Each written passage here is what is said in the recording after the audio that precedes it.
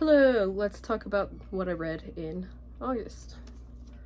So, the first book that I read, well, we're working backwards actually. The first book on my list, which is the last book I read in August, is A Tempest of Tea.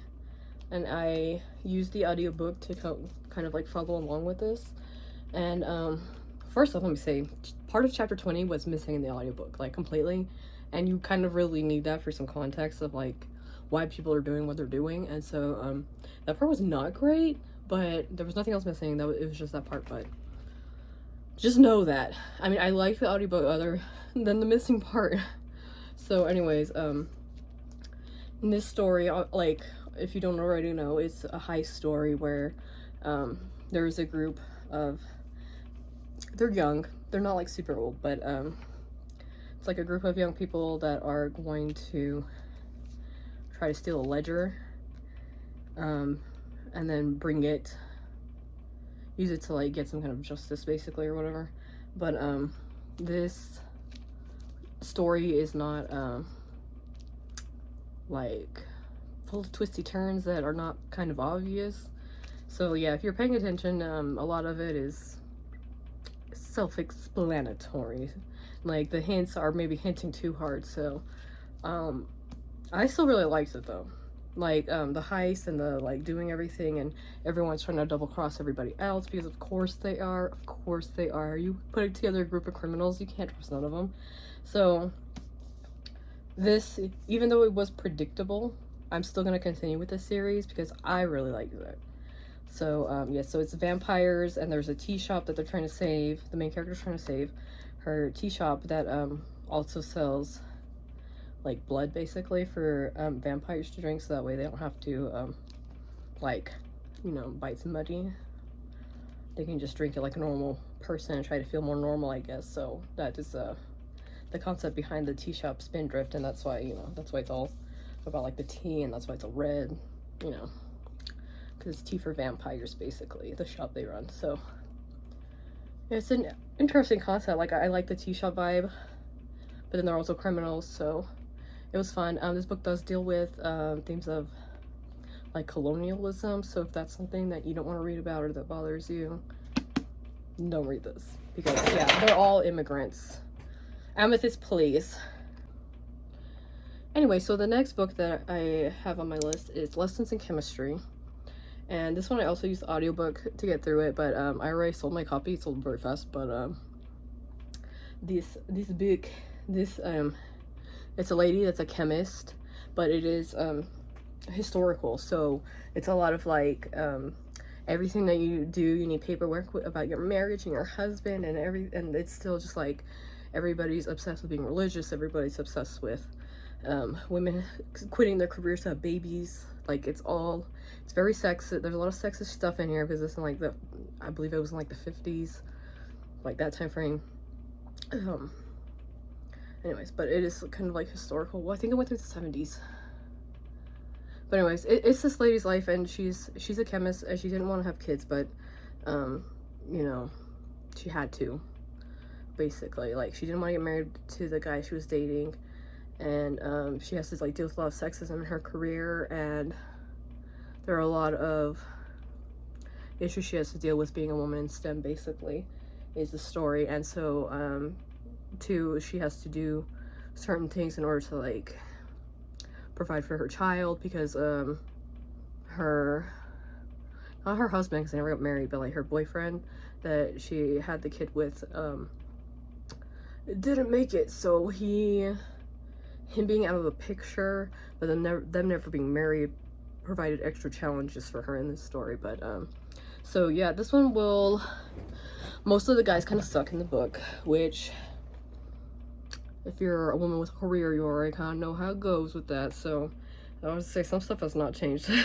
stuff has still not changed, but basically it's about her dealing with that kind of stuff. And I thought it was interesting too that her dog, the dog that they had, has like you get some of his like POV a little bit. He's like, yeah, I'm such a good dog, such a smart dog. I mean, yeah, I love the dog. But anyways, so yeah, it's her story of dealing with all of that, and then like going on TV and making like not following the script. Basically, her whole life, she's like not following the script. She's very progressive, but in a time when you can't really get away with that so easily. So there's a lot of that. There's a lot of talk about religion, sexism, I think mostly those. But yeah, there's just a lot of sexism in that book, so you know, if that's something that makes you mad, then you might want to steer clear, because it will upset you a little bit. So anyways, that's that one. And then, well, I listened to the audiobook of the Hacienda, and it's a haunted house story basically, except, you know, it's the Hacienda, that's the place where she's living. So so it's set in Mexico, and let's see. Well, I haven't been giving ratings. So wait, A Tempest of Tea I gave 3.75. Lessons in Chemistry I gave 4 stars. The Hacienda I gave 3.75 as well. So yes, this one is, it's a haunted story, haunted house story basically. Her husband's gone, and like it doesn't affect him, like all the hauntings that are going on, it's all affecting her specifically. Like it seems that it affected his previous wife as well. Like there's there's a lot of spooky stuff going on there, people dying, yeah, which is a very creepy house. And she tries to get this priest to show up to do like an exorcism, and it doesn't go well. And so the whole story is her trying to like basically like expel this ghost that's haunting their house, and that her, but without trying to seem crazy, because, you know, obviously in those kind of situations you say that, everyone's gonna think you're nuts. And being in the position she is as the wife of the guy that owns the hacienda, you can't just like be totally crazy, because then, you know, he is obviously taking offense to like, hey, wait, like you can't be making a fool of me by being nuts. It's that kind of thing. So that story is,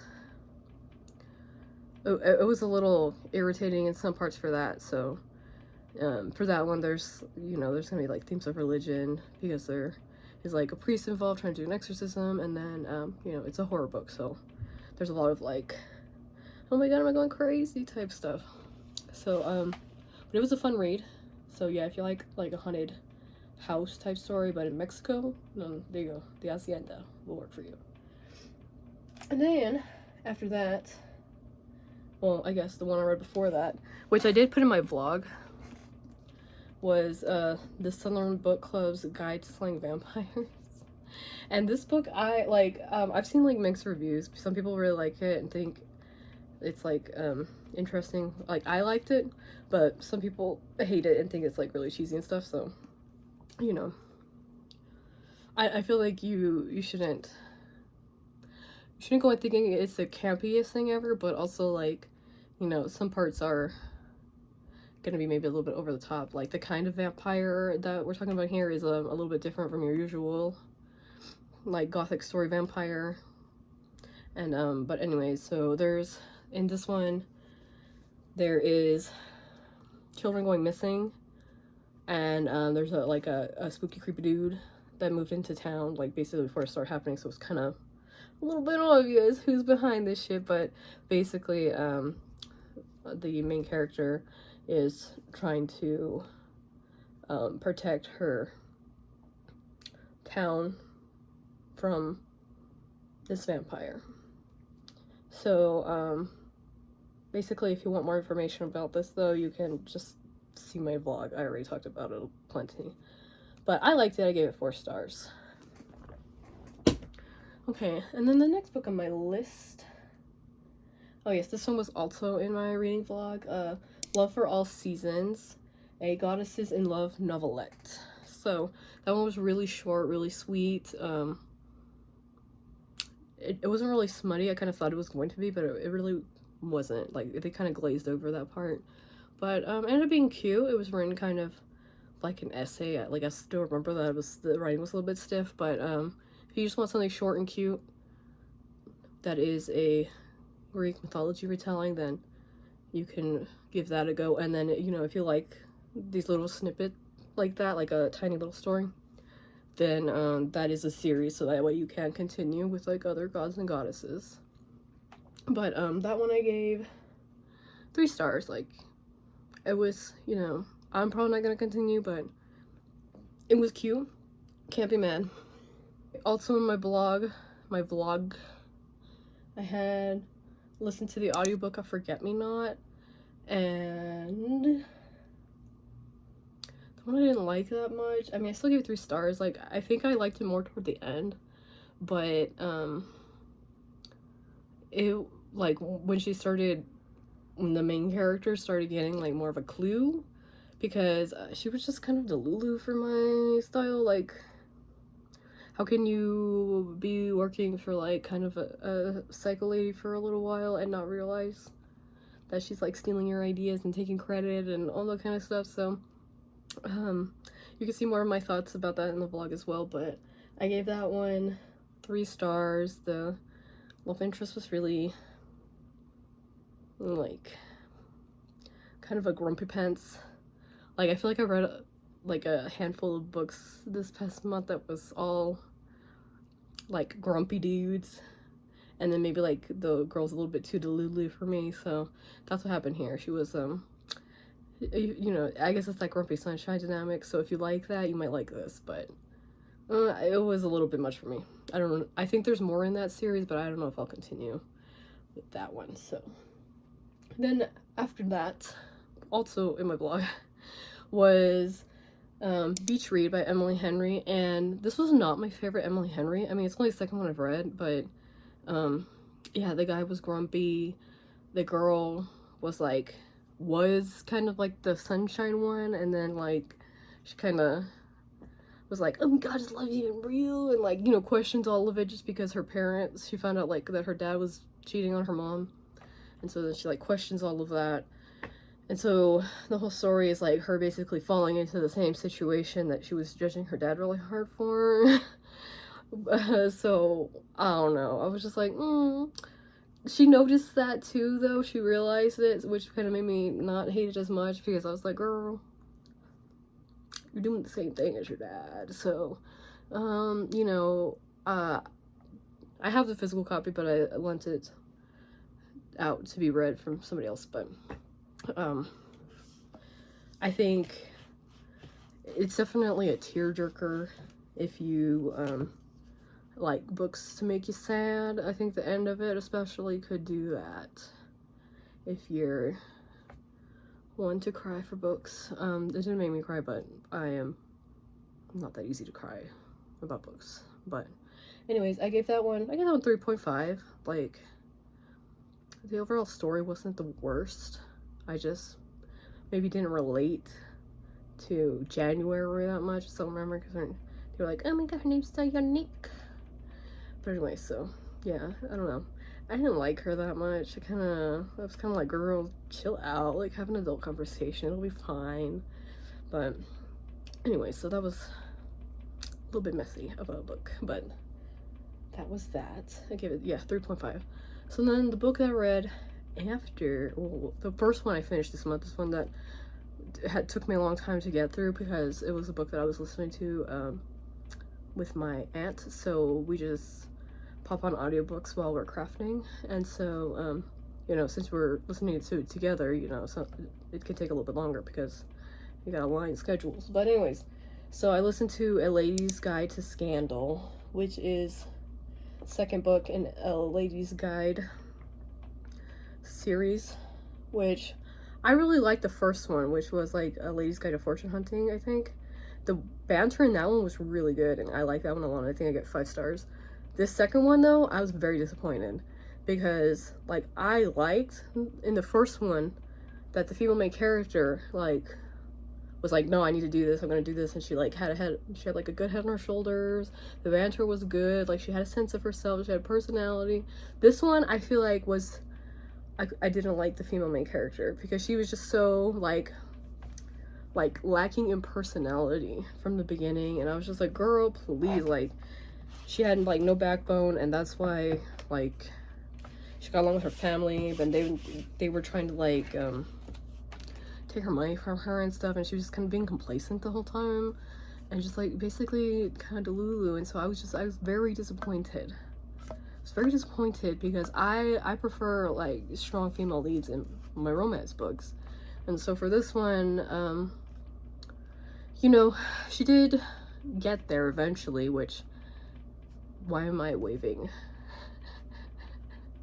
a line roller? But anyways, she got there eventually, which I was glad for that. There was some character development, but in the beginning she was so delulu. Like, I was like, girl, please just think a little bit. I know you don't have to have a job, because she's always like, you know, her whole job was just to get married and be rich and all that kind of stuff, but I was like, girl, please.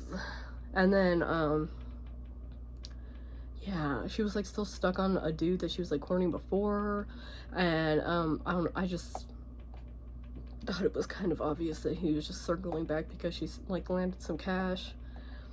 She didn't see that, but yeah, I didn't like the guy that she was originally into.